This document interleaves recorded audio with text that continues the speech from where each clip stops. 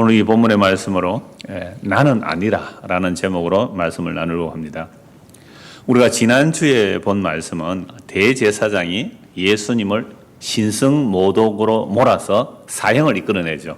사내들인 고위가 모여있고 사람들도 모여있을 때에 네가 정말 하나님의 아들 메시아냐? 라고 물었을 때에 예수님께서 내가 그니라 라고 대답을 하십니다. 이 말씀을 가지고 신성모독이라고 하죠.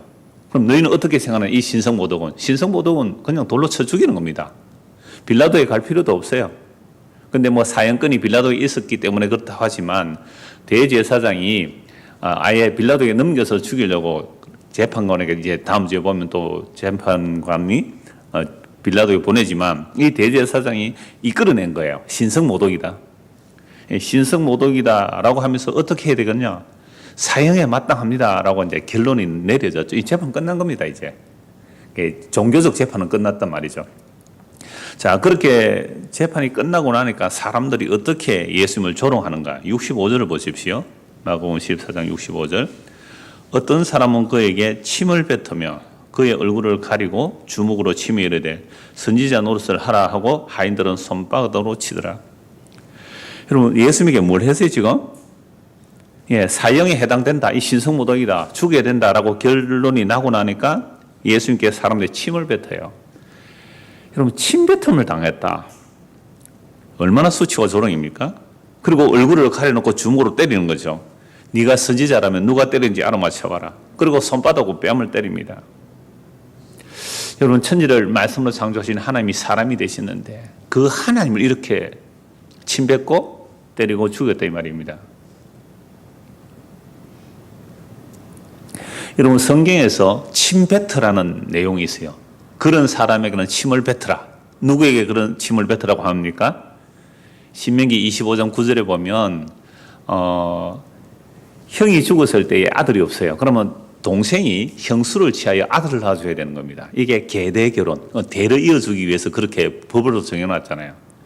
그래서 유다가 다말에게서 아이를 낳잖아요. 다말이 그 계대 결혼을 자기 목숨 걸고 지킨 겁니다. 이런 것처럼 대를 이어주는 그 일을 하지 않겠다. 그러니까 내가 동생인데 나는 형의 대를 이어주지 않겠다라고 하면 그 사람은 신을 벗기고 그 사람이 뭐예요? 침을 뱉어라. 굉장히 수치스러운 거예요. 이게 룻기서에서 잘 나오잖아요. 보아스보다 더 가까운 그 룻의 친척이 있잖아요. 그러니까 나는 그 대를 못 이어주겠다. 그 사람의 대를 이어주지 않겠다라고 하니까 신을 벗기고 그 사람 침을 뱉어요. 이게 수치와 조롱이잖아요. 근데 예수님은 진짜 우리에게 영원한 생명의 대를 이어주기 위하여 하나님의 그 생명의 대를 이어주기 위해서 침뱉음을 당해요. 그리고 율법에서 침뱉음을 당하는 자는 대를 이어주지 않는 자를 침뱉으라 그랬거든요. 근데 진짜 생명의 대를 이어주러 온 누구요? 예수님을 사람들은 침뱉으세요. 그러니까 율법의 저주를 대신 담당하실 뿐만 아니라 그 율법의 뜻까지도 예수님이 지금 다 이루고 계시는 거잖아요. 침뱉음을 당해요. 침뱉음을. 그 다음에요. 얼굴을 가리고 주먹으로 치고 선지자 노릇하라 이렇게 말합니다. 이게 이사야 50장 6절에 이런 말씀이 있는데요. 나를 때리는 자들에게 내 등을 맡기며 나의 수염을 뽑는 자들에게 나의 뺨을 맡기며 모욕과 침뱉음을 당하여도 내 얼굴을 가리지 않았다. 이사야 50장 5절부터 보면 여호와의 말씀을 거역하지 않고 물러가지 않았다라고 합니다. 하나님의 말씀을 거역하지 않고 하나님의 말씀을 순종한 결과 무엇을 당한다고요? 나를 때리는 자들에게 내 등을 내어 맡기고 나의 수염을 뽑는 자들에게 나의 뺨을 맡기고 모욕과 침뱉음을 당하여도 내 얼굴을 가지 않았다. 그럼 침뱉음 당하고 모욕 당하잖아요. 지금 이사야 50장 5절 6절 말씀이. 왜 침뱉음 당하고 모욕 당하고 등을 맞습니까? 하나님의 말씀을 거역하지 않고 물러가지 않았기 때문에. 그럼 예수님께서 하나님의 말씀을 순종하고 있는 건 지금은 채찍에 맞는 거예요. 또 나중에 보면 채찍에 맞잖아요.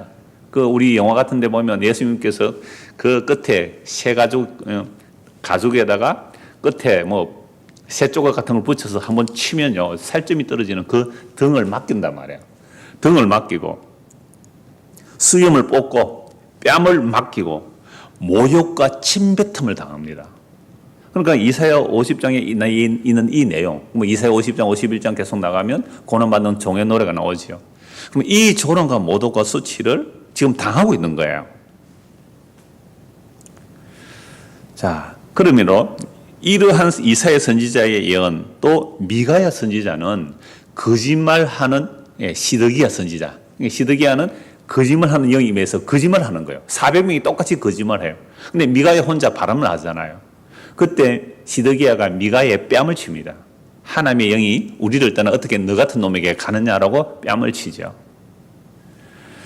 예레미야가 3장 30절에는 이런 말씀이 있습니다. 자기를 치는 자에게 뺨을 돌려대며 치욕으로 배불리라 라는 말씀이 나오죠. 그래서 예수님은 왼뺨을 치면 오른뺨도 돌려대라 라고 말합니다. 그러니까 지금 이사야 50장 말씀, 신명기 25장 말씀, 열왕기상 22장, 예레미야 예가 3장 30절, 마태복음 5장 39절 이런 모든 말씀들을 지금 예수님께서 다 그대로 받고 계시는 거예요. 뺨맞음, 침뱉음 당함, 채찍 맞음, 모욕과 수치. 그러면 이런 일을 왜 당한다고 그래요? 하나님의 말씀을 거역하지 않고 물러가지 않으니까 이렇다 이 말이에요. 우리는 하나님의 말씀 순종하면 뭐 받는다고 들었어요? 하나님의 말씀 순종하고 거역 안 하면 복 받는다 그랬어요. 성공한다 그랬어요. 전혀 다른 내용이잖아요. 하나님의 말씀을 순종하고 거역하지 않고 하나님의 말씀에 물러가지 않으니까 침뱉음 당하고 뺨 맞고 등짝 맞고 온갖 수치와 조롱을 당하는데 얼굴을 가리지 않고 그걸 묵묵히 받아낸다는 겁니다. 우리는요, 단 한 번도, 저도 어려서부터 교회를 다녔지만 하나님의 말씀 순종하면 복 받는다는 얘기 들었지. 하나님의 말씀 순종하면 조롱 당하고 침뱉음 당하고 등짝에 맞고 수치와 모독을 당한다는 말씀 들어본 적이 없단 말이에요. 오늘 성경 제가 몇 곳만 찾아보았는데 지금 예수님께서 왜 일을 당하는 거예요? 이미 구약의 선지자들이 다 예언해 놓은 겁니다. 그리스도 영이 구약 선지자들이 임하여 장차 그리스도가 오셔서 당할 그 일들을 미리 예언해 놓고 또 선지자들도 그런 일을 당했어요. 예수님께서 그 일을 지금 당하고 있는 겁니다. 그래서 단지 지난주에 본 14장 65절 어떤 사람이 그에게 침을 뱉으며 그의 얼굴을 가리고 주먹으로 치며 이르되 선지자 노릇해봐라. 하인들은 손바닥으로 뺨을 칩니다. 이런 말씀들이 구약에 정말로 하나님의 말씀을 순종하고 그 말씀을 거역하지 않고 살면 이런 일을 당한다라고 했고 그 일들을 구약의 선지자들이 당했습니다. 예수님께서 이 일을 다 이루어내시죠. 그렇다면 오늘 저와 여러분들이 예수님을 믿습니다. 진짜로 예수를 믿고 말씀대로 살면 일을 당할 거야, 안 당할까요? 당하는 것이 지극히 당연합니다.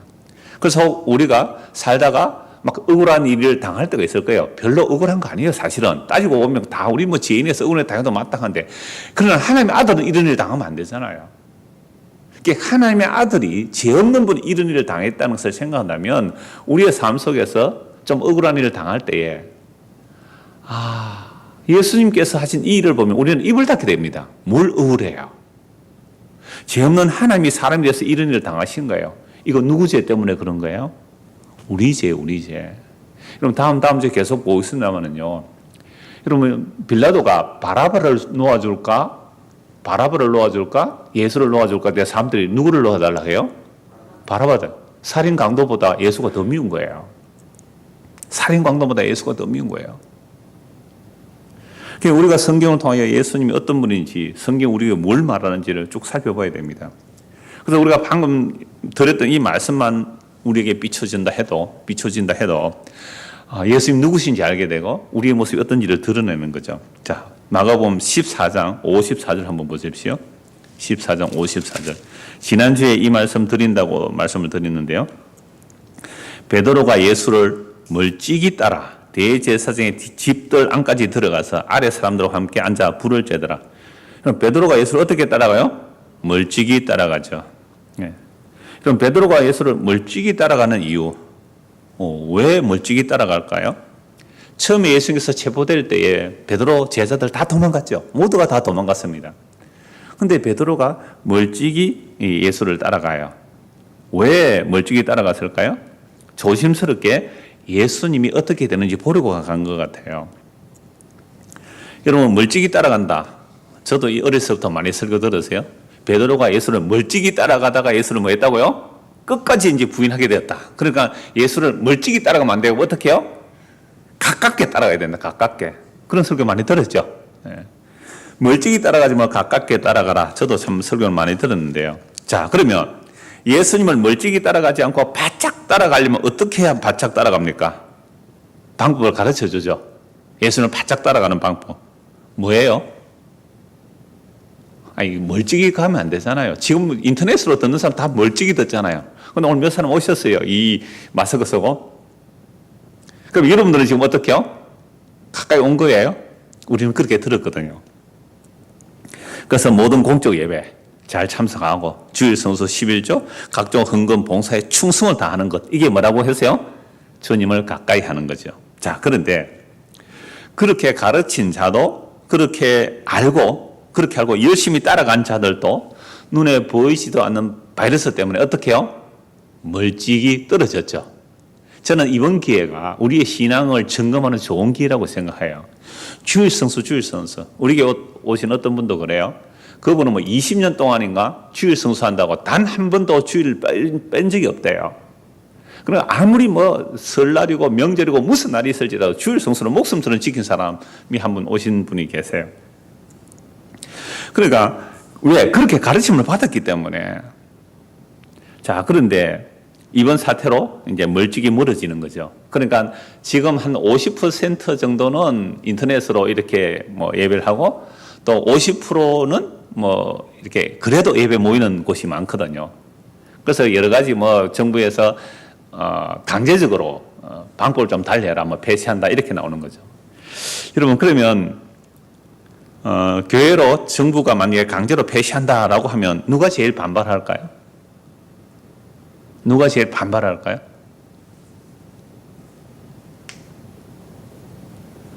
한번 대답해 보십시오, 오신 분들.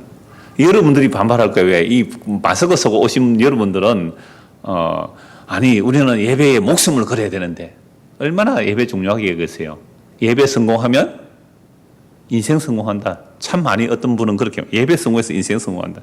근데 예배를 못 들으면 인생 성공 못 하는 거 아니에요? 예배 통해 하나님께 영혼 돌린다 그랬는데 이 하나님께 영혼 못 돌리는 거잖아요. 그죠? 예배를 얼마나 우리는 중요하게 여깁니까? 근데 이 사태가 계속 더 심각해져서 아예 교회당에 사람이 아무도 안 오게 된다면, 아니, 뭐 정부에서 강제로 폐쇄를 안 한다 할지라도 이게 정말 창궐하다면 우리 창원시에 만약에 수천 명이 바이러스 감염이 되었다 그러면 여러분 오시겠어요? 오늘 5분 오셨는데? 못 온다 그랬습니다. 보세요. 그럼 오늘은 왜 왔어요? 창원에는 그래도 많은 사람이 감염 안 됐으니까. 우리 마음이 그런 거예요. 그래서 교회당이 정말로 뭐 아예 강제로 안 해도 정말 이게 창궐해져서 더 심해진다면 아무도 안 모일 거예요. 제가 어제 저녁에 CTS인가 거기 방송을 잠시 보니까 아주 큰 교회예요. 저 경기도 아주 큰 교회인데 평소에는요, 카메라를 이제 목사 설교할 때 목사도 비춰주고 회중을 비추는데 항상 1층, 2층 꽉 찬 것을 다 비춰주잖아요. 근데 어제 방송을 보니까 제가 어떻게 하는지 일부러 봤어요. 한 몇십 명 마스크 쓰고 다닥다닥 붙지 않았어요. 그 큰 예배당에 저기 한 사람 저기 뜨문뜨문 앉으면 되잖아요. 근데 다닥 붙여놨어요. 저는 그 사람들은 열심파들이거나 아니면 부교육자들하고 부교육자 사무들 아닐까 생각해요. 다닥다닥 붙여놨어요. 그리고 다른데 텅 빈 데는 절대 카메라 안 비추는 거예요. 뭐만 비춰요? 몇 사람 그것만 크로즈해서 보이더라고요. 제가 그걸 보면서 아이고 저렇게까지 해야 되나? 저렇게까지 해야 되나? 그러니까 우리 교회는 이러함에도 불구하고 사람이 꽉 찼다. 이거 보여주고 싶은 거 아니에요. 참 제가 봐도 알겠던데 그 조작되는 것을 주님 앞에서 그게 무슨 짓입니까? 그래 그냥 뭐 올 사람 오십시오 마스크 쓰고 오셔서 저기 한 사람 저기 한 사람 뜨문뜨문 앉아면 그죠 한 줄에 한 명만 앉아도 될 텐데 그거 꼭 또 크로즈해서 보여주잖아요. 이렇게 카메라로 시원합니다. 자, 저는요 이 사태가 계속되면 제일 걱정하는 사람이 이제 목사라고 생각해요. 왜요? 헌금이 안 나오잖아요. 안 모이면. 그러면요, 목사 생계가 달린 겁니다. 그게 더 걱정되는 거 아니에요? 정말 하나님의 영광, 예배 좋아요. 하나님 영광, 예배 좋아요. 그런데 여러분 2000년 전에 예수님께서 예배당 문 닫으라 그랬잖아요. 성전 이거 무너뜨리라 그랬잖아요. 성전 문 닫으라. 그리고 예수께서 성전 문 닫으러 왔단 말이에요. 성전 문 닫으러. 누가 제일 반발해요? 대제사장들, 서기관들, 바리새인들 이런 사람들이 반발한 거예요. 그렇잖아요. 이 성전 문 닫으라. 하나님을 가장 영광 돌리는 대제사장, 서기관, 바리새인들 이들이 예수를 죽인 거란 말입니다. 그러니까 오늘날 저는 이 사태가 계속 진행돼서 더 심해질 때에 목사 자신들도 돌아보고 이름도 돌아봐야 돼요. 진짜 예배가 무엇인지, 예수 믿는 것이 무엇인지, 주님과 동행함이 무엇인지 우리는 살펴봐야 됩니다. 자, 그래서 저는 어려서부터 예수를 멀찍이 따라가면 안 되고 바짝 따라가야 된다 그래서 열심히 다니는 사람 중에 한 사람입니다. 그러니까 지금 3주째 우리는 인터넷으로 이제 예배하고 있는데 한 3주쯤 되니까요. 한 몇 사람은 전화 와요. 목사님 보고 싶습니다 하는 사람도 있고 하는데 근데 한 몇 달 이대로 한번 가볼까요? 바이러스가 다 사라지도 한 6개월 정도 아예 예배당 오지 않고 그냥 한 6개월도 제가 방송을 할게요. 그렇게 한번 있어보면 그때는 이제는 6개월 정도 되면요. 우리 아이들 늘 그러거든요. 저 밀양에서 오는 애들도 있고 다른 외부에서 오는 아들은요. 이렇게 해요. 엄마, 이거 인터넷으로 생방송 되는데 인터넷으로 집에서 보면 되는데 왜 꼭 거기 차원까지 가야 되냐 이런 아이들이 있어요. 요거 한 6개월까지 계속 가면 어른들도 다 그럴 거예요. 편안하잖아요. 집에 화장 안 해도 되고 옷 안 입어도 되고 그냥 파자마 차림으로 소파에 탁 앉아가지고 TV는 나의 목자신이 하다가 잠시 1시간만 이렇게 설교 듣고 또 텔레비 돌리면 되잖아요. 지금 이러고 있는 분 계실 거예요 아마. 그래서 멀찍이 따라가는 것이 무엇인지 또 가까이 가는 것이 무엇인지 다시 한번 생각해 보는 기회가 되기를 바랍니다. 저는요 베드로가 왜 잡혀가는 예수님을 멀찍이 따라갔을까 이런 생각을 해보았어요. 베드로는 예수님을 3년 동안 따라다녔습니다. 수많은 기적을 보았습니다. 병자를 고쳐주시죠. 죽은 자를 살려주시죠. 오병이어의 기적이 일어납니다. 바람과 바다를 꾸짖어 버리잖아요.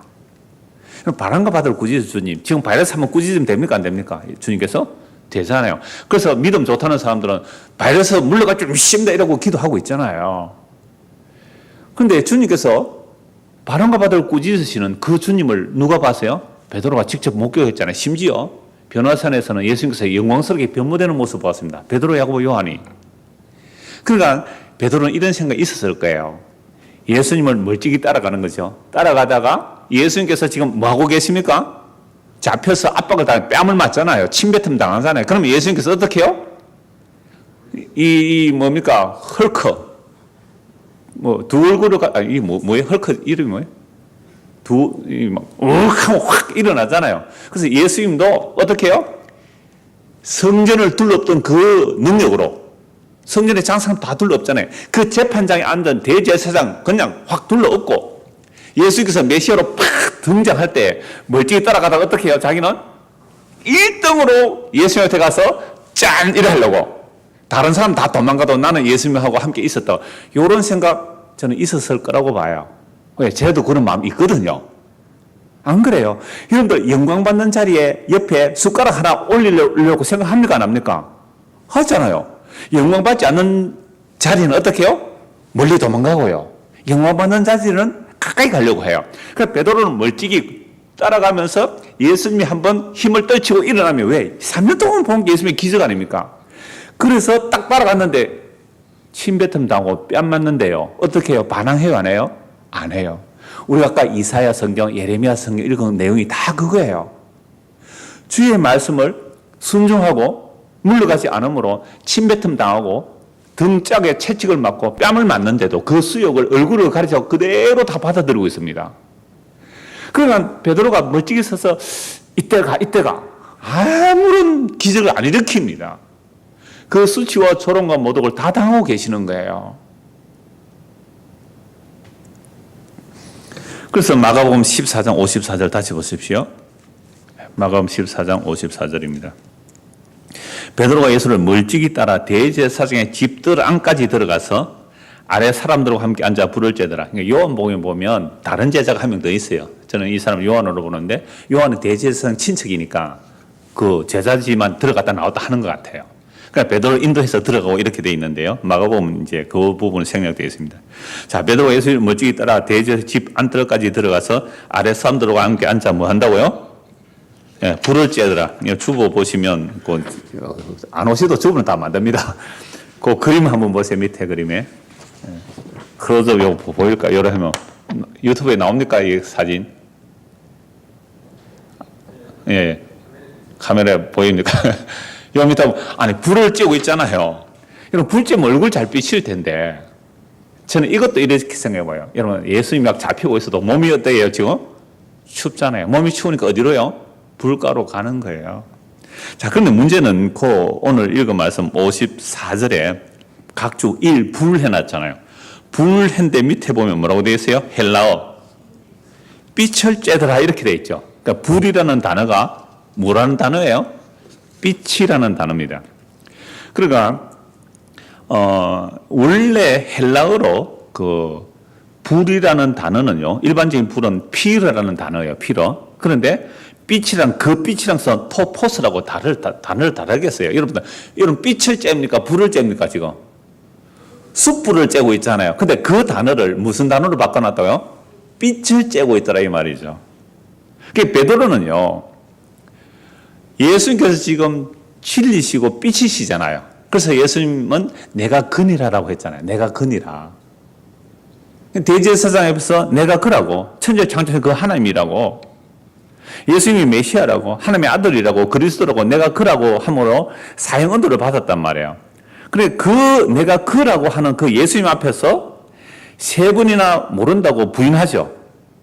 이 말은 나는 예수님의 제자가 아니다 이 말이잖아요. 그러니까 그 빛 앞에서, 진짜 빛, 예수님의 빛 앞에서 뭐요? 나는 예수님의 제자가 아니다. 그래서 오늘 설교제이 뭐라고요? 나는 아니라. 그러니까 예수님은 나는 근이라 라고 말씀하시고, 베드로는 나는 제자가 아니다 라고 세 번을 부인을 해요. 그래서 그 빛 앞에 비추어지는 겁니다. 오늘 저 여러분들이 말씀을 들었을 때 처음 앞에서 드린 말씀들, 자, 우리는 하나님 말씀에 순종하면 어떻게 된다고 했어요? 세상에서 성공하고 복받고 뭐 잘 된다 이렇게 얘기했는데, 하나님 말씀에 순종하면 어떻게 된다고요? 침뱉음 당하고 뺨 맞고 수욕을 당하고 등에 채찍을 맞고. 그리고 하나님 말씀 순종 이 길로 가요.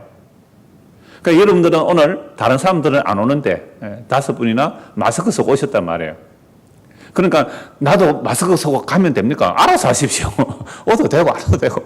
근데 보십시오. 여러분들이 이렇게 오셨는데 여러분들이 이제 다른 사람들에게 이제 여기 왔다가 감염이 되었어요. 이제 야, 당에 결정해가지고 예배당에 오지 말라 그랬는데 니 그 예배당에 가가지고 니 한 사람 때문에 회사 문 닫았잖아. 그런 소리 들으면 어떻게 하겠어요? 그럼에도 불구하고 오시려면 오십시오. 그런 소리 들음을 마땅히 감당하시려면. 물론 뭐 자기가 지금 바이러스 감염돼가 오지는 마십시오. 그러니까 다른 사람이 민폐 끼치니까. 그러니까 우리는요, 하나님의 말씀을 들어보면, 하나님의 말씀을 제대로 이렇게 살펴보면, 진짜 빛 앞에서 우리는 나는 아니라 라고 나와야 돼요. 나는 역시 아니군요. 나는 아니군요. 나는 아니군요. 그래서 빛 앞에서 우리의 모습이 어떤지를 한번 빛과 그 어둠을 한번 살펴보면 좋겠습니다. 창세기 1장 1절에서 5절을 보십시오. 창세기 1장 1절에서 5절입니다. 태초에 하나님이 천지를 창조하시니라. 땅이 혼돈하고 공허하며 흑암이 깊음 위에 있고 하나님의 영은 수면 위에 운행하시니라. 하나님이 이르시되 빛이 있으라 하시니 빛이 있었고 빛이 하나님 보시기에 좋았더라. 하나님이 빛과 어둠을 나누사 하나님이 빛을 낮이라 부르시고 어둠을 밤이라 부르시니 저녁이 되고 아침이 되니 이는 첫째 날이니라. 이 빛은 태양빛과 다릅니다. 자, 하나님께서 태초에 빛을 비추시는데요. 자, 빛이 있으라 하시니 2절에 보십시오. 뭐예요? 땅이 혼돈하고 공허하며 흑암이 깊음 위에 있고 하나님의 영은 수면 위에 운행하시니라. 이 땅이 우리 인생의 재료죠. 땅, 우리는 땅에서 나왔잖아요. 이 땅이 우리 인생의 재료예요. 그러니까 빛이 비추어지기 전에 우리의 인생이란 이 땅에서 우리가 나옵니다. 흙이니까요. 이 흙은 어때요? 우리는 혼돈입니다. 공허입니다. 흑암입니다. 캄캄한 흑암의 깊음 위에 있고 혼돈과 공허, 카오스, 뭐가 뭔지를 모르는 흑암과 공허와 혼돈, 이것이 원래 우리의 모습이에요. 이게 땅이란 말이에요. 여기에 뭐가 비친다고요? 빛이 비치니까 질서가 나오고 사람이 되는 거죠. 자, 그런데 하나님의 생명에서 끊어져 버렸어요. 에덴 동산에서 추방돼 하나님의 생명에서 끊어져요. 그러면 인생들은 이제 뭐가 되었어요? 혼돈이고 공허고 흑암의 깊음 위에 있어요. 그래서 세상에서 지혜롭다 하는 자들, 세상에서 권력을 가진 자들, 세상에서 성공했다는 자들, 세상에 볼 때는 야, 저 사람은 빛이야, 질서야, 야, 어떻게 지혜롭게 잘 살아가네? 라고 할지라도 세상 모든 사람들이 빛이라고 말하는 그 빛이 우리가 볼 때는 뭐가 돼야 돼요? 흑암이고 혼돈이고 깊음입니다. 흑암과 혼돈과 깊음이에요. 우리나라가 아주 투명하게 바이러스를 차단을 잘 했고 공개를 다 하고, 일본에는 일부러 천천히 하잖아요. 왜 천천히 해요? 숫자 많이 나오면 올림픽 안 열까 싶어서, 못 열까 싶어서. 우리는 빨리 밝히고 있잖아요. 그러니까 외국에서는 오히려 칭찬해요. 숫자가 많아질지도 투명하게 잘 한다. 그러니까 이런 걸 세상은 질서라 그래요. 그래서 어떤 나라가 가장 빨리 바이러스를 잘 막아냈다. 야, 정말 질서 있게 잘하네. 그러나 아무리 세상에 질서 있고, 이러면 군대가 참 질서 있잖아요. 촥촥촥촥 돌아가는 군대, 상명하복. 기업도 마찬가지로 대기업은 다 철저히 그래요. 대형 교회도 다 그래요. 피라미드 구제로 상명하복 차차착 연결 잘 돼요. 질서 있게 촥촥촥촥 돌아가요. 이런 것을 보고 우리는 질서 있다 그러잖아요. 그러면 창원시 외부에서 창원에 온 사람들은요, 이야, 진짜 도시 깨끗하다. 도로가 잘 돼 있네. 왜요? 이건 도시를 만들기 전에 이미 도로부터 만들어 놓고 도시를 만드는 곳이잖아요. 와, 공원 많구나. 그런 도시예요. 그러니까 딱 오보면 어떡해요? 야, 질서가 있는 도시구나. 제가 20년 전에 창원 올 때요, 저는 고향이 밀양이고 이제 부산에서 오래 살다가 이제 창원으로 왔는데, 부산에는 꾸불꾸불해요. 삼복도로 막 길이 이상해요. 그런 동네 오다가 창원에 왔거든요. 길이 반듯반듯해요. 제가 그때 뭐라고 했는지 아세요? 이 동네 사람들 참 정없겠구나. 정말 계획적이겠구나. 믿음도 계획적이겠구나. 제가 그 얘기를 했어요. 근데 이런 질서 잡힘, 이걸 사람들은 좋아해요. 그런데요, 하나님의 생명에서 떠난 에덴에서 추방된 인간들은요, 그때부터 뭐라고요? 혼돈, 공허, 흑암의 깊음에 있어요. 대바벨론 제국이 세워지고 대이집트 제국이 세워지고, 물론 이집트 제국이 먼저이죠. 그렇게 질서 있어도 하나님 보실 때는 그게 뭐라고요? 혼돈, 공허, 흑암입니다. 그래서 진짜 빛이 와야 돼요. 그리고 유대 사회의 대제사장과 그 사내들인 공회와 그 유대 율법 체계가 굉장히 공고합니다. 어떤 국가도 함부로 건드릴 수 없을 정도로, 로마가 유대를 지배할지라도, 식민 통치를 할지라도 대제사장의 그 지배 체제를 함부로 못 건드립니다. 건드리면 반발이 일어나거든요. 그리고 외국의 수많은 제국의 왕들도 그 유대 여호와 하나님을 인정하거든요. 그러니까 그 어마어마한 질서 체제를 함부로 못 건드립니다. 근데 그 어마어마한 유대 질서 체제가 예수님 보실 때는 뭐라고요? 혼돈이고 공허며 흑암입니다. 그래서 요한복음 1장을 보십시오. 요한복음 1장입니다.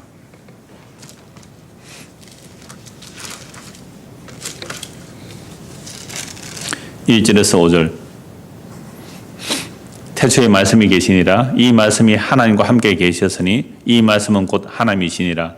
그가 태초에 하나님과 함께 계셨고 만물이 그로 말미암아 지은 바 되었으니 지은 것이 하나도 그가 없이는 된 것이 없느니라. 그 안에 생명이 있었으니 이 생명은 사람들의 빛이라. 빛이 어둠의 빛이 되 어둠이 깨닫지 못하더라. 태초에 그 빛이 사람이 되어 오셨어요. 태초에 그 빛이 천지를 창조하신 하나님이세요. 태초에 그 빛이 천지를 창조한 하나님의 말씀이에요. 그 말씀이 육신이 되어 이 땅에 오셨어요. 빛이 비치는데 사람들이 뭐예요? 깨닫지를 못해요. 왜 못 깨달았을까요? 사람들이 생각하는 빛은 성경이 말하는 빛과 전혀 다르기 때문에. 빌라도가 빛으로 보여요. 대제사장이 빛으로 보여요.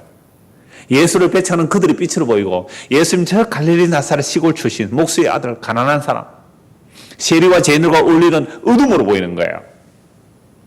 이게 빛과 어둠을 구별하지 못하는 세상입니다. 우리는 뭔가 일이 착착 진행이 잘 되고요. 계획대로 잘 되고 하면 그죠? 질서 있다 좋다. 아니요. 하나님 보실 때는 그게 뭐라고요? 흑암, 혼동, 공허, 어둠이에요.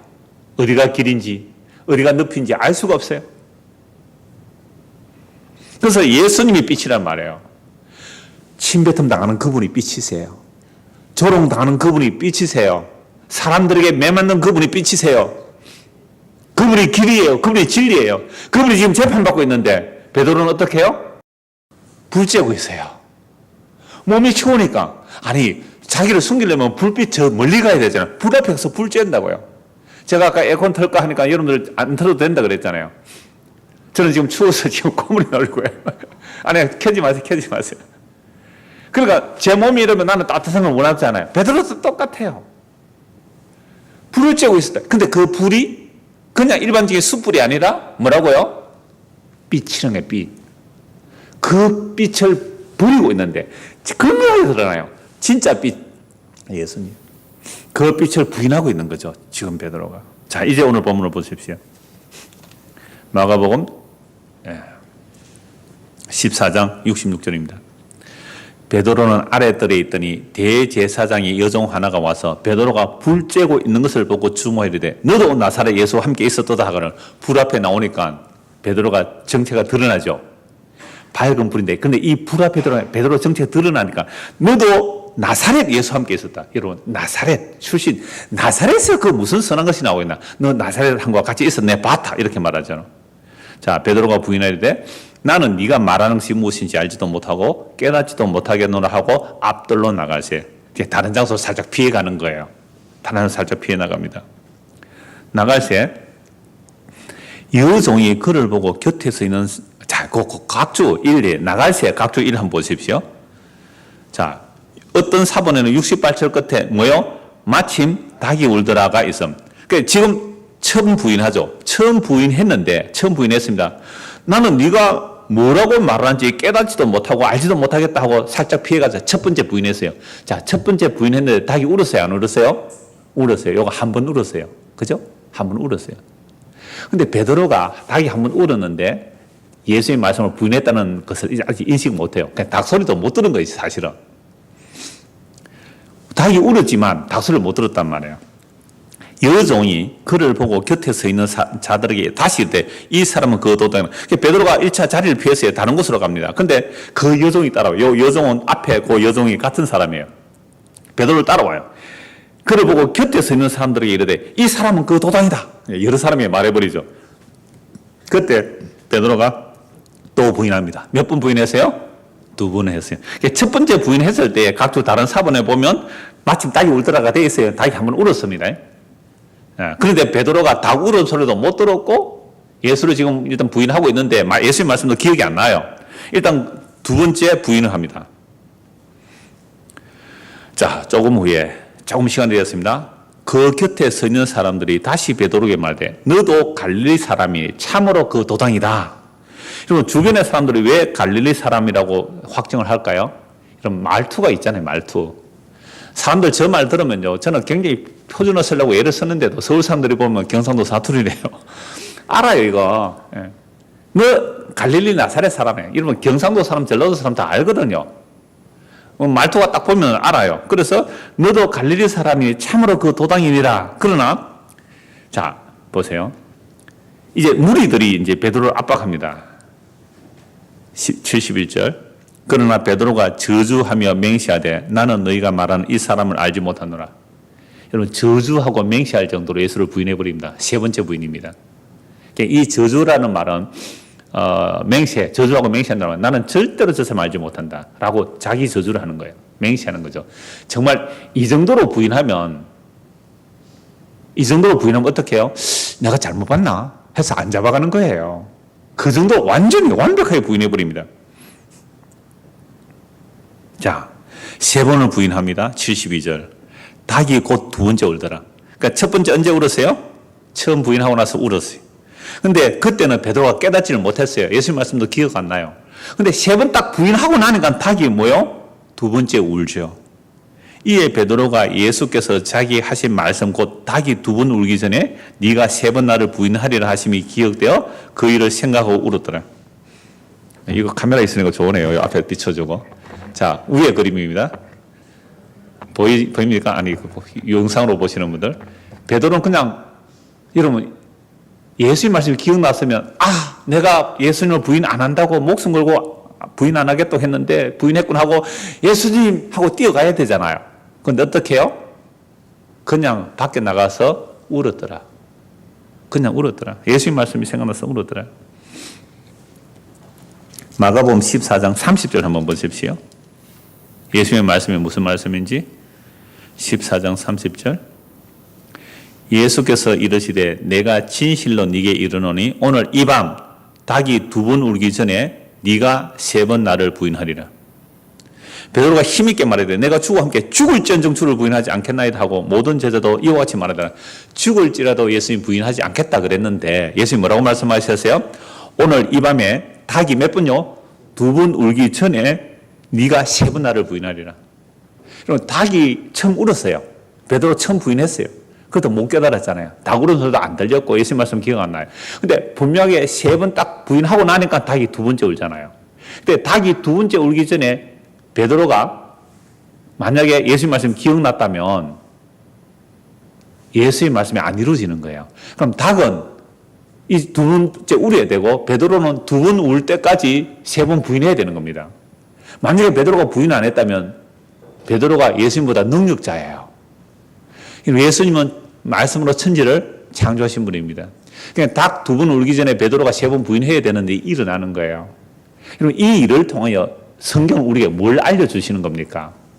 우리는 아니라는 것을 알게 해주는 거예요. 베드로 너는 아니야. 베드로 너 아니야. 이장우 너 아니야.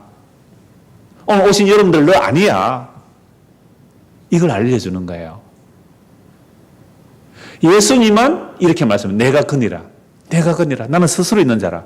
스스로 있는 분만이 하신 말씀을 이루어낼 수가 있는 거예요. 예수님만 내가 그니라. 그럼 우리는 예수님 앞에서 뭐요? 나는 아닙니다. 라고 해야죠. 나는 예수를 믿습니다. 아니다.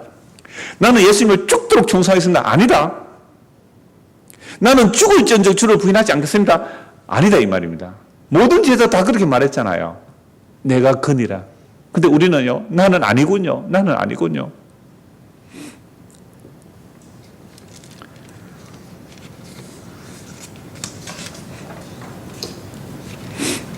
이런 말씀을 보면서 우리는 예수님을 부인하지 않을 거라는 생각을 하십니까? 만약에 그런 사람이 있다면 우리가 아직도 얼마나 자신이 약하고 악한 자인지 알지 못하기 때문에 그런 말을 하는 겁니다.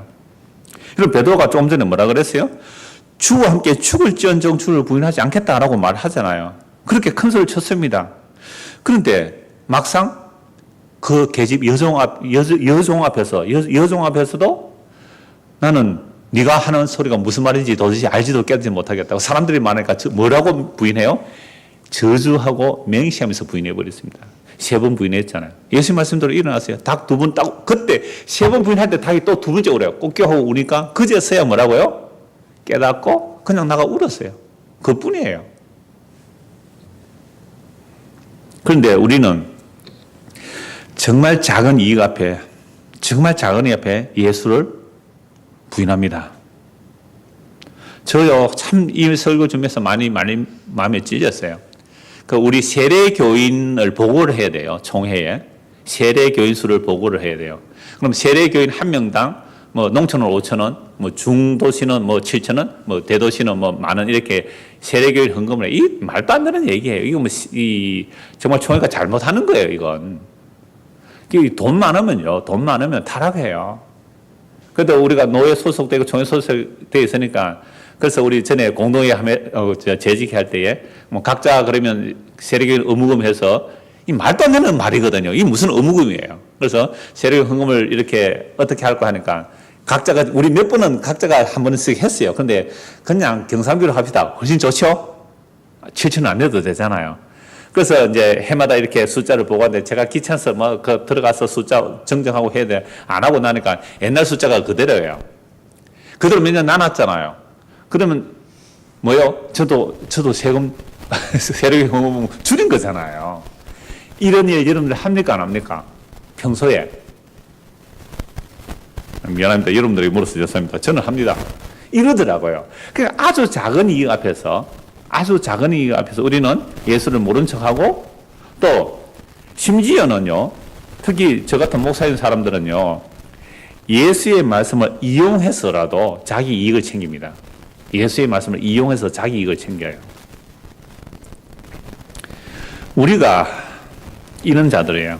그러니까 제가 앞에서 설교 시간 때 말씀드린 것처럼 우리가 예수님의 말씀대로 산다면 반드시 우리도 예수님 당한 그 모습으로 가게 돼 있어요. 그런데 우리가 그 모습을 안 당한다는 건 지금 우리가 뭐하고 사는 거예요?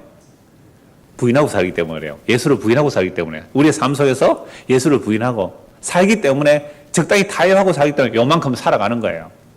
우리가 진짜로 예수의 말씀대로 산다면 신천지보다 더 미움을 받을 거예요. 지금 대한민국에 신천지가 공공의 적이 되었는데요. 신천지보다 더 미움받는 자들이 누구라고요? 예수였습니다. 예수. 살인강도 바라보보다 더 미운 게 예수거든요. 그러니까 우리가 진짜 예수의 말씀대로 순종하면요, 사람들이 우리를 바이러스보다 더 미워하고 신천지보다 더 미워할 거예요. 근데 안 그러고 있잖아요. 그래서 우리는 신천지보다 낫기 위하여, 나아지려고 오늘 교회가 뭐 잘해보자 이렇게 나오는 거잖아요. 진짜 복음을 듣고 믿으면요, 오히려 신천지보다 더 미움받아요. 그래서 지난주 말씀드렸잖아요. 뭐요? 바울이 복음 전하는데 그 사람들 뭐라 그래요? 연병이라 그랬어요. 전염병이라 그랬어요. 세상이 받을 수 없는 게 복음입니다. 그래서 오늘 저와 여러분들이 이런 말씀을 들으면서 정말 나는 아니구나. 나는 정말 아니구나. 라는 것을 인식하세요 이 말이에요. 나는 뭐 바이러스에도 불구하고 내가 마스크 쓰라도 내 교회 나가서 예배 잘 드리겠습니다. 라고 하지 마시고 정말 나는 아님을 아시면 됩니다. 그럼 어쩌라고요? 자, 마태복음 16장 한번 보십시오. 마태복음 16장 15절. 마태복음 16장 15절.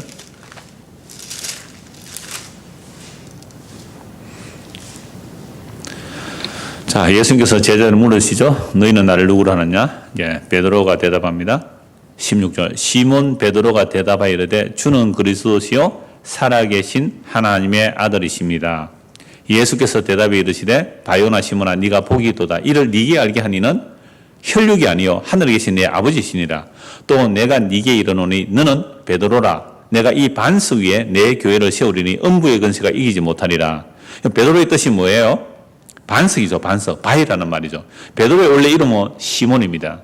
시몬은 야곱의 12아들 중에 둘째 아들 이름이죠. 그래서 유대인들은 시몬 이름이 많아요. 유다 이름도 많고요. 근데 시몬을 예수님께서 이름을 고쳐주시죠. 뭐라고 불러주시고요? 베드로라라고 불러주시죠. 베드로라는 말은 무슨 뜻입니까? 반석이죠. 그리고 그 반석 위에 교회를 세운다. 이 말씀을 합니다. 그러면 이 반석이 베드로인데요. 베드로 이름이 반석이에요. 그런데 가톨릭은 베드로의 인격을 보는 거죠. 그래서 베드로가 교황, 1대 교황이고 지금 뭐 200만 몇십 대 뭐 교황이다 이렇게 하는데요. 그럼 베드로가 만약 베드로 위에 베드로의 그 인격 위에 교회를 세운다면 이미 무너져 버렸잖아요. 베드로 3번 부인하잖아요. 그래서 베드로가 아니라 베드로의 신앙 고백이다. 우리는 개혁교회는 그래 말이에요. 베드로의 주는 그리스도 살아계신 하나님의 아들입니다. 이건 아버지께서 알려주셨잖아요. 주는 그리스도입니다. 살아계신 하나님의 아들입니다. 이것은 베드로에게서 나온 거예요. 하나님에게서 나온 거예요. 하나님에게서 나온 거죠. 혈육이 아니다 말입니다. 베드로의 혈육은 3번 부인해야 이게 베드로의 혈육입니다. 예수를 부인한 게 베드로의 혈육이에요. 어떻게 베드로의 혈육에 교회가 세워지겠어요? 베드로의 신앙 고백은 하나님께로부터 나오기 때문에 이건 혈육으로 된 게 아니에요. 그러면 왜 베드로에게 내가 너를 베드로라 하고 베드로 위에 이 반석, 베드로가 반석이죠. 반석에 교회를 세운다 했을까요? 이건 누가복음 보십시오. 누가복음 22장 33절, 31절입니다. 누가복음 22장 31절. 예. 시몬아 시몬아 보라 사탄이 너희를 밀가부르 하려고 요구하였노니. 보세요. 예수님께서 제자들 계속 이 말씀 하세요. 시몬아 시몬아 사탄이 너희를 밀가부르듯 하려고 요구하느니라. 밀가부르는 게 뭐냐 하면 부모님들은 아이들에게 설명해 주세요. 밀가부르듯 하는 게 뭔지. 지금 아이들도 같이 들으니까 밀가부르. 사탄이 시몬을 그냥 갖고 논다 이 말입니다. 공깃돌 가지고 놀듯이 갖고 논단 말이에요. 자, 그러나 그러나 내가 너를 위하여 내 믿음이 떨어지지 않기를 기도하였노니 너는 돌이킨 후에 내 형제를 굳게 하라. 여러분, 베드로가 반석이 되는 이유는요, 베드로를 주님께서 버리지 아니하시고 베드로를 위해서 주님께서 기도하고 계시기 때문에 믿음이 떨어지지 않는 거예요. 아니, 세 번이나 저주맹세 부인했는데도 믿음이 안 떨어진다는 말은 베드로는 믿음 버렸어요. 배신했어요. 세 번이나 저주맹세한 베드로잖아요. 그러니까 예수님은 내가 그니라 하는데 베드로는 그 앞에서 불 쬐면서 그 빛을 쬐면서 뭐라고요? 나는 아닙니다. 뭐예요? 나는 빛이 아니다. 그래. 나는 빛이 아니다. 나는 아니다. 세례요한도 그랬잖아요. 당신이 그리스도냐? 나는 아니라. 나는 그분의 심벌권 불기도 감당치 못할 사람이다. 그분은 허해야 하고 나는 쉬어야 된다. 세례요한이 그랬잖아요. 베드로가 지금 뭐라고 말해요? 불을 쬐면서 빛 앞에서 나는 아니라. 나는 빛 아니요. 나는 세 번이나 부인한 놈입니다. 그런데 어떻게? 그가 반석이 되는 거예요? 그가 흔들리지 않은 반석이 되는 거예요? 예수님께서 그를 버리지 않으시고 예수님께서 그를 위해서 기도하고 계시고 로마서 8장에 보면 성령이 우리 안에서 탄식하면서 기도하고 계시고 예수님께서 산에 보좌 보내서 기도하고 계시고 그래서 우리가 하나님의 사랑에서 끊어지지 않는 것, 이걸 교회라 그래요. 이 교회를 국가가 무너뜨릴 수 있을까요? 이 교회를 바이러스가 무너뜨릴 수 있을까요? 예수님께서 지금 기도하고 있는 자들은요, 지금 죽어도 끊어진 게 아니잖아요. 그럼 소련이 공산혁명으로 교회 다 없앴잖아요. 그런데 100년도 안 돼 다 무너졌어요. 지금 소련에서 교회도 있어요. 중국 막 교회 압박하잖아요. 무너질 거예요. 북한 이미 무너진 거나 마찬가지고요. 세상은 그 어떤 국가나 그 어떤 권력으로도 교회 못 무너뜨립니다. 이게 예수의 피로 값주고 사는 게 이 반석. 그래서 우리가 제가 아까 설교 시간에 얘기했잖아요. 한 6개월 안 모여도 된다고요. 안 모여도. 그럼에도 불구하고 또 모이는 사람이 있으면 주님께서 만들어내시는 교회잖아요. 이 껍데기 예배당 이거 뭐 의미 있어요? 자, 그래서 사탄이 밀가부에서 너를 총구했으나 30절 그러나 내가 너를 위하여 네 믿음이 떨어지지 않기를 기도하였노니 너는 돌이킨 후에 네 형제를 굳게 하라. 저는요 이 말씀 때문에 제가 여기서 나와서 설교하고 있어요. 보세요. 베드로처럼 우리도 주를 얼마나 많이 부인합니까? 아주 작은 이익 앞에서도 진짜 예수 믿는 사람이 더 인색해. 왜 인색한지 아세요? 교회 가서 헌금하려고. 그냥 후하게 하세요. 그냥 밖에서 그냥 후하게 밥도 좀 사고 차도 좀 사고 후하게 쓰세요. 교회 헌금 좀 덜 해도 돼요. 교회 헌금해서 하나님께 복 받으려고요? 목사한테 인정받으려고요? 이게 무슨 신앙입니까? 그러니까 우리는 작은 이익 앞에서도 예수를 부인하는 자들인데요. 어떻게 우리가 우리의 믿음으로 천국 갈 수 있습니까? 그래서 이 두 곳의 말씀을 같이 본 이유는요. 베드로가 반석이라는 이름을 주신 것은 베드로의 인격이 아닙니다. 예수님께서 베드로를 놓지 않고 예수님께서 베드로를 부인하지 않으므로 베드로가 교회가 된다는 말이에요. 그게 구원받은 백성이 된다 이 말입니다. 그래서 우리는 믿음이라고 하면요. 우리의 불굴의 의지로 내가 믿는 바를 이루어내겠다. 할 수 있다 하면 된다. 이건 믿음 결코 아니라는 말입니다. 그런 믿으면요. 종교나 군대나 신천지나 이단들에게 그런 현상이 나타나는 거예요. 근데 오늘날 교회도 하면 된다, 할 수 있다. 이건 잘못된 방향이에요. 그 뉴스 시간에 어떤 대학 교수가 이렇게 말합니다. 자기 어떤 학생이 학교에 나오지 않아서 알아보았더니 그 부모에게 전화를 했대요. 근데 우리 아들이 아르바이트를 너무 열심히 해서 아침에 힘이 없어가지고 학교를 못 간다는 거예요. 그럼 왜 그렇게 어렵습니까? 왜 그렇게 열심히 아르바이트를 합니까? 밤늦게까지. 그렇게 열심히 번 돈으로 신천지에 헌금한대요. 이거 뉴스 보신 분 있어요? 젊은이들이 그런 곳에 왜 빠질까요? 우리 부모님들, 젊은 청소년 자녀를 둔 부모님들 잘 들어보십시오. 우리 아이들이 왜 그런 데 빠질까요? 여러분들 교회 나오는 목사나 장로나 집사나 권사나 자기 자녀가 좋은 대학에 못 가고 좋은 회사 취직 못하면 쪽팔린대요. 하는 경황이 안 된대요. 이런 말 합니까 안 합니까? 그게 그 아이들로 얼마나 의기소침하게 만들고 교회도 나오기 싫고 세상 살기 싫은지 아세요? 여러분들 신천지가 20대, 30대가 그렇게 많대요. 여러분 우리 대한민국 현실은요. 젊은이들은 헬 조선이라 그러잖아요. 조선이 지옥이래요. 그 정도로 아니요. 우리 먹고 살만 하거든요. 정말 부자예요. 이 나라가. 전 세계 인구를 100명으로 줄이면요. 거의 우리나라 대한민국 사람은 거의다가 1% 안에 들어가요. 1% 안에 들어가요. 집 있겠다. 집에 가면 따뜻한 물 나오겠다. 이 정도만 해도 1% 안에 들어가요. 텔레비전 휴대폰에 있잖아요. 자, 이 점 1% 들어간다고. 부자예요, 부자. 그런데도 우리의 욕심이 끝이 없어요. 아이들 공부 못하면 뭐라 그래요? 네가 그래가 하나님 영광 돌리겠느냐? 아니 성경에 공부 잘해 하나님 영광 돌린다는 성경의 구절이 없어요. 몇 장 몇 절에 나옵니까?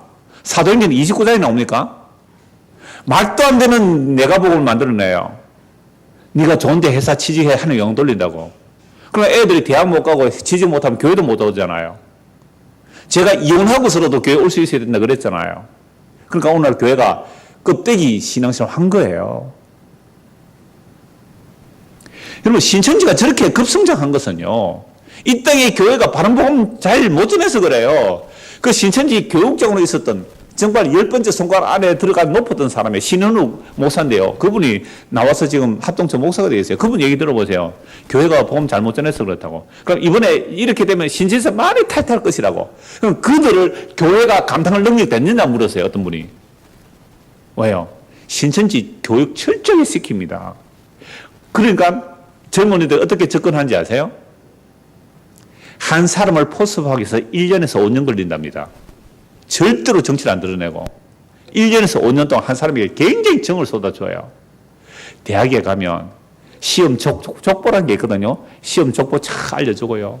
뭐 너무너무 친절하고 필요한 것을 제공해요. 우울하다고 하면요. 심리 상담사 붙여줘요. 그래서 1년, 2년, 3년, 4년 정이 너무너무 들게 만들어요. 그런데 교회 갔더니 교회에서 무슨 얘기해요? 하나님 잘생겨서 복받고 성공하자는 얘기하잖아요. 간증을 누가 해요? 실패한 사람 간증해요? 감상금 어떨 때 감상금 해요? 그러니까 약하고 소외받고 뭐 형편이 안 되고 좀 능력이 없는 사람요. 교회 발도 못 붙일 정도로 만들어 놔 버렸어요. 이 땅에 교회라는 모습에서. 그러니까 그 아이들 어디로 가겠어요? 부모에게 정 못 받아요. 교회 가도 인정 못 받아요. 정 못 받아요. 그 친절하게 해주는 사람에게 의존이 되는 거예요. 의존. 그러니까 그들을 도닥도닥 해주면서 야 우리 성경 공부하는데 그럼 첫 번부터 잘못 가르친 줄 아세요? 제가 그 신천지 교육한 아이 노트를 봤단 말이에요. 내가 깜짝 놀랐어요. 노트에 뭐라고 적어놨지? 성경은 언약의 책입니다. 구약이 있고 신약이 있습니다. 하나님의 약속의 책. 그래서 신천지 강단에 새 언약 써놨잖아요. 새 언약. 그 어떤 분이 제가 언약을 따라서 책을 줬더니 신천지가 하고 공부했다 그러더라고요. 그러니까요. 세상에 교회에서 못 들은 얘기를 해주니까 얼마나 잘 빨려 들어가겠어요. 그렇게 해서 하루에 3시간, 일주일에 4일, 6개월 공부해버리면요. 이미 세뇌됩니다. 교회 몇 년 다니는 것보다 훨씬 공부 많이 해요. 그리고 이 사람들은 시험 쳐서 90점 이상 되어야 14만 4천의 입맞은자가 됩니다. 말씀의 입맞은자. 목숨 걸고 공부해요. 목숨 걸고 공부하니까 세뇌가 되는 거예요. 세뇌라는 것은 머리를 완전 세탁해버리고 새로운 것이 주입되는 거예요. 그러니까 물론 들어갔다가 떨어져 나오는 사람도 많아요. 3만 명 들어가면 2만 명 떨어지고 1만 명 남는데요. 그들은 골수분자가 됩니다. 부모 자식 아무 관계 없어요. 그럼 그들이 이제 20, 30대 돈이 없잖아요. 정말 인정 못 받았어요. 가정에서 인정 못 받았어요. 교회에서 인정 못 받았어요. 요즘 루즈라 그러잖아요. 실패자로 아이고 네가 그러니까 하나님 영광 돌리겠느냐. 이따위 소리를 해대니까 애들이 교회 오겠어요? 부모 만나겠어요? 근데 걔들은요 너무너무 잘해주거든요. 3년 동안 사랑받아 보세요. 3년 동안. 그런데 성경까지 이제 들었어요. 이야 정말 14만 4천에 들어가고 영생불사가 되고 정말 이 땅에서 왕노로도 할 것이고 그러니까 90점 받기 위해서 얼마나 열심히 공부하는지 아세요? 90점 받으려고. 그러면 말씀에 입맞은 자예요. 그래서 코로나 사태 일어났을 때 이만희 총회장이 전국 그 신천지 교인들에 뭐라고 했어요?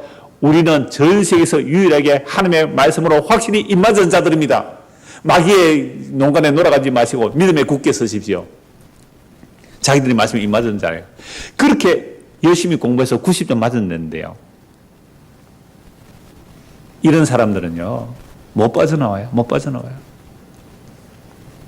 그래서 이 사람들은요, 모든 이단들은 회의주의자입니다. 모든 이단은 회의주의자예요. 근데 교회도 그렇게 나면 그것도 교회도 이단이란 말이에요. 은혜에서 은혜로, 믿음에서 믿음으로. 이게 없어요. 그러니까 오늘날 목사들이 베드로 같은 목사가 돼야 되고요. 바울 같은 목사가 돼야 돼요. 제가 설교 결론이 이렇게 나오는 거예요. 제가 아까 그랬잖아요. 저는 이래서 설교합니다. 베드로 때문에 저는 설교해요. 예수를 세 번이나 저주맹세에 부인하는데 예수님이 베드로의 믿음이 떨어지지 않도록 기도하고 계시고요. 바울 같은 자를 예수님께서 불러내세요.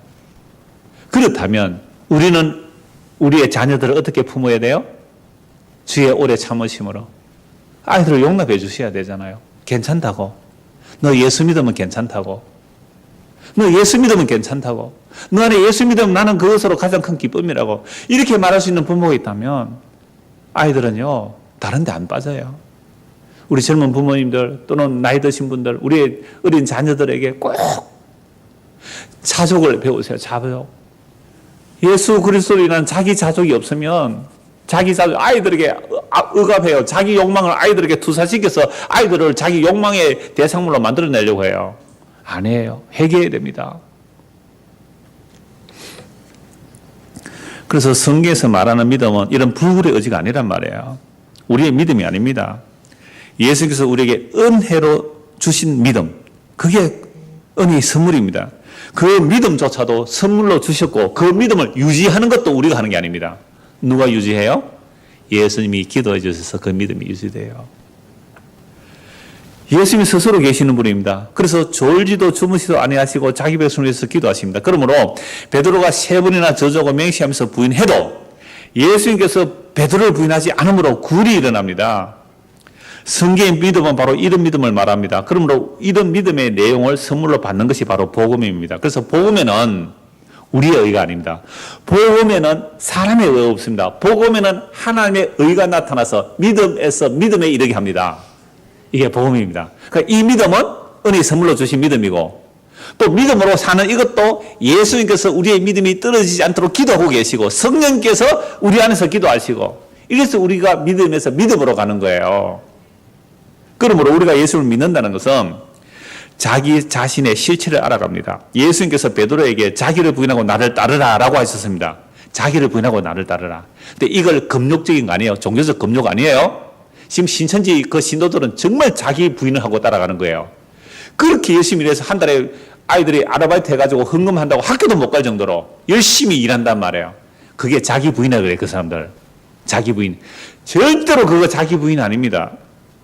베드로는요, 자기 부인할 수가 없어요. 자기를 부인하지 않고, 베드로는 자기를 부인할 수 없어요. 자기를. 그래서 자기를 부인하지 않고 누구를 부인해버려요? 예수님을 부인해버려요. 예수님은 자기를 부인 안 하잖아요. 내가 그니라라고 하시잖아요. 근데 그 삐답에서 베드로는 나는 아니라 해버리잖아요. 나는 아니다. 나 예수 제자 아니다. 나는 빛이 아니라 말도 되지만 나는 예수의 제자 아니다. 라고 자기를 부인해버려요. 그러면 어떤 인간도 자신의 결단과 결심으로 예수님을 따를 수 없습니다. 베드로는 자신이 예수님을 세 번이나 부인하고 난 후에 예수님의 말씀이 생각났습니다. 네가 오늘 밤 닭 두 번 울기 전에 세 번 나를 부인해라. 그 말씀이 나는 목숨 걸고 주를 따르겠다고 했는데 나의 결단과 결심은 아무 소용이 없군요.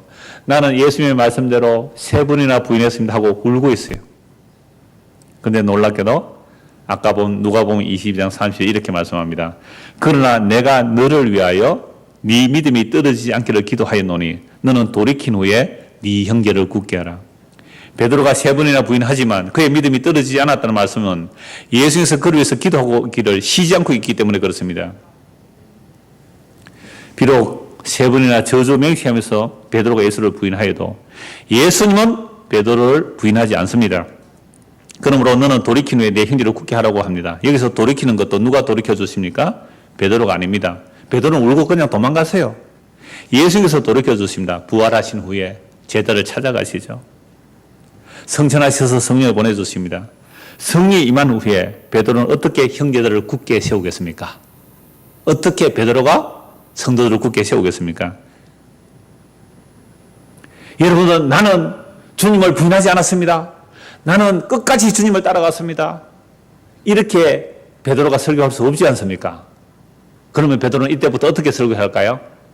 나는 3번이나 예수를 저주명시하면서 부인했습니다.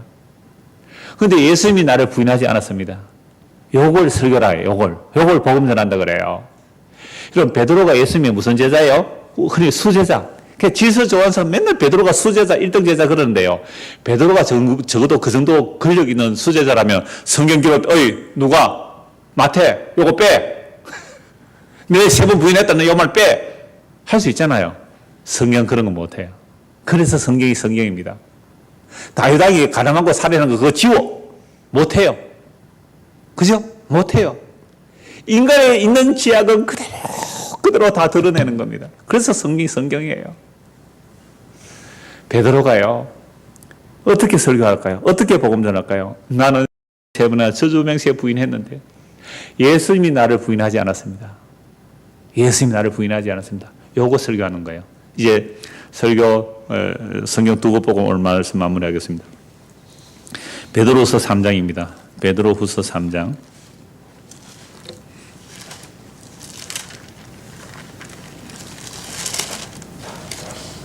12절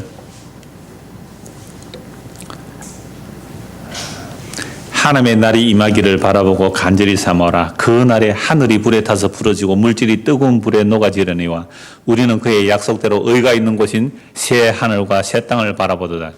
여기서 신천지란 말이 나왔습니다. 얼마나 보세요. 안 좋은 사람들이 이런 좋은 단어를 잘못 쓰면요. 이 단어조차도 이상하게 느껴지잖아요. 그러니까 정말로 성도가 새 하늘과 새 땅을 사모한다면 이 땅에 눈에 보이는 하늘과 땅, 그 불타 사라져요. 그리고 눈에 보이는 하늘과 땅이 불타 사라지는데 어느 대학 나왔습니까? 돈 얼마나 벌었습니까? 아파트 몇 평이에요? 교인수가 몇 명입니까? 교육관이 몇 평이에요? 이게 왜 계산됩니까? 눈에 보이는 하늘과 땅이 사라지는데 눈에 보이는 하늘과 땅이 사라질지라도 남는 게 뭐예요? 예수 그리스도. 그분의 생명. 그럼 우리는 이렇게 물어야 되잖아요. 당신 안에서 예수님의 생명이 있습니까? 아들아, 네 안에 예수의 생명이 있느냐? 여보, 당신 안에 생명이 있어요? 여보, 당신 안에 예수의 생명이 있어요? 이 얘기를 하는 게 성도예요. 근데 왜 눈에 보이는 하늘 아래 땅 위에 있는 것들로 가지고 사람 같이 판단해요? 왜 그것과 평가해요? 마귀한테 쏘은 겁니다. 마귀한테 쏘은 거예요. 여러분, 새하늘과 새 땅, 신천지들이 정말 이 말씀 제대로 안 전해서 신천지가 이 꼴이 난 거예요. 자기 영광이잖아요. 왜 120억 한꺼번에 돈 내놓습니까? 얼마나 돈이 많았으면 120을 내놓아요. 안 받겠다 그러잖아요. 그러므로 사랑하는 자들아, 예수 믿는 자들아, 너희가 이것을 바라보노니 주 앞에서 점도 없고 흠도 없이 평강 가운데 나타나기 힘쓰라. 또 우리 주의 오래 참으심이 구원이 될 줄로 여기라. 베드로가 이 얘기를 하는 거예요. 나는 주를 3번이나 저주명시에 부인했는데 주의 오래 참으심이 나의 구원이 되었습니다. 그런데 나만 그런 게 아니고요. 바울도 그렇습니다라고 말을 해요. 여기라 우리가 사랑하는 형제 바울도 그 받은 지혜대로 너에게 이같이 썼고 바울도 주의 오래 참으심이 구원이라고 이렇게 썼다는 말이에요. 또 그 모든 편지도 이런 일에 관하여 말할 때 그 중에 알기 어려운 것이 들어있으니 무식한 자들과 구세지 못한 자들이 다른 성경같이 그것도 억지로 풀다가 스스로 멸망에 이르니라. 여기서 억지로라는 말이 뭐예요? 교묘하게. 이게 신천지입니다. 성경을 그리스도 중심으로 안 풀었어요. 이만희가 성경을 유일하게 해석하는 자라고 풀었어요. 이게 교묘하게 성경 푸는 거예요. 성경을 그리스도 중심으로 안 풀었단 말이에요. 교묘하게 풀었어요. 교묘하게. 그게 억지로 풀다가 스스로 멸망에 이르는 겁니다. 그러므로 사랑하는 자들아, 너희가 이것을 미리 알아선즉 무법한 자들의 미혹에 이끌려 너희가 구신돼서 떨어질까 삼가라. 오직 우리 주 곧 구주 예수 그리스도의 은혜와 그를 아는 지식에서 자라가라. 영광이 이제와 영원한 날까지 그에게 있을지어다. 영원한 영광은 그에게 있잖아요. 그래서 우리는 구주 예수 그리스도의 뭘 아는? 은혜를 아는 지식에서 자라가라. 구주 예수 그리스도의 은혜를 아는 지식에서 자라가라. 이제 바울도 같은 말을 했다니까요. 디모데전서 1장입니다. 디모데전서 1장 12절. 나를 능하게 하신 그리스도 예수 우리 주께 내가 감사하면 나를 충성되이 여겨 내게 직분을 맡기시니 내가 전에는 비방자요 박해자요 폭행자였으나 도리어 긍휼을 입은 것은 내가 믿지 아니할 때에 알지 못하고 행하였습니다. 우리 주의 은혜가 그리스도 예수 안에 있는 믿음과 사랑과 함께 넘치도록 풍성하였도다. 믿보다 모든 사람이 받을 만한 이 말이여 그리스도 예수께서 죄인을 구원하시려고 세상에 임하셨다 하였도다. 죄인 중에 내가 개수니라. 그럼 베드로나 바울이 똑같은 고백을 해요. 그러나 내가 긍휼을 입은 까닭은 예수 그리스도께서 내게 먼저 일체 오래 참으심을 보이사 후에 주를 믿어 영생 얻는 자들에게 본이 되게 하려 하심이라. 베드로와 바울을 왜 예수님께서 사도로 세우십니까? 나 같은 죄인도 주님께서 용서하십니다. 주님은 의인을 부르러 오신 것이 아니라 죄인을 부르러 오셨습니다. 베드로는 세 번이나 예수를 저주맹세에 부인했지만 예수께서 그를 부인하지 않고 그를 버리지 않았기에 그를 위해서 기도하시기에 베드로를 돌이키시고 베드로는 그런 예수님을 전해요. 바울은 심지어 예수 믿는 사람 어떻게 해요? 잡아 죽인 사람입니다. 살인한 자입니다. 그런데 이 바울이 예수님을 어떻게 고백합니까? 믿보도다 이 말이여 모든 사람이 받을 만한 말이여 주께서 의인을 부르러 오신 것이 아니라 죄인을 부르러 왔습니다. 주여 여기 죄인의 개수가 여기 있습니다. 이걸 복음이라 그래요. 이걸 복음이라 그래요. 그래서 16절 보십시오. 그러나 내가 긍휼을 입은 까닭은 예수 그리스도께서 내게 먼저 일체 오래 참으심을 보이사 후에 주를 믿어 영생 얻는 자들에게 본이 되게 하리심이라. 주께서 나를 이렇게 오래 참으셨어. 나 같은 자도 구원받았습니다. 나 예수 믿는 사람 잡아 죽인 살인자입니다. 그런데 이런 자를 구원해 주셨어요. 이게 복음이에요. 그래서 영원하신 왕 곧 썩지 아니하고 보이지 아니고 홀로 하나이신 하나님께 존귀와 영광이 영원무궁하도록 있을지어다. 아멘. 그럼 오늘 우리가 예수 믿는 게 뭐예요? 복음이 뭐예요? 썩지 아니할 것이잖아요. 생명이잖아요.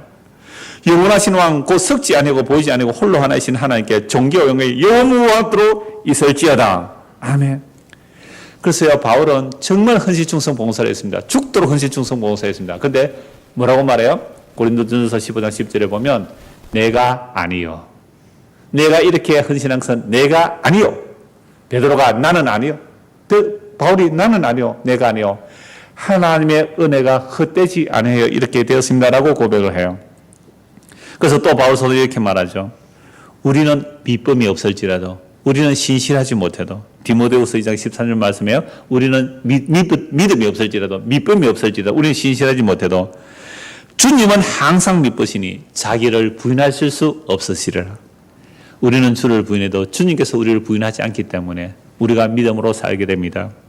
이것이 복음입니다. 이 복음이 저와 여러분 안에 담겨지기를 소원합니다. 기도하겠습니다. 하나님 아버지, 베드로가 3번이나 저주 맹세하면서까지 예수님을 부인했지만 예수님은 베드로를 부인하지 아니하시고 위하여 기도하시고 끝까지 그를 찾아오시고 사랑하시는 그 놀라운 복음의 내용이 우리에게도 담겨지게 하옵소서. 그래야 베드로나 바울처럼 복음 전할 때에 자기를 잘하는 것이 아니라 나는 예수를 3번이나 저주맹세에 부인하고 나는 예수 믿는 사람을 잡아 죽인 살인자였으나 주의 오래 참으심이 주의 그 십자가의 공로가 우리를 구원하셨다고 그렇게 말할 수 있는 복음이 우리에게 담겨지게 하시고 또한 이 복음을 전할 수 있는 성도가 되도록 은혜를 베풀어 주시옵소서. 예수 그리스도 이름 받들어 기도드리옵나이다. 아멘.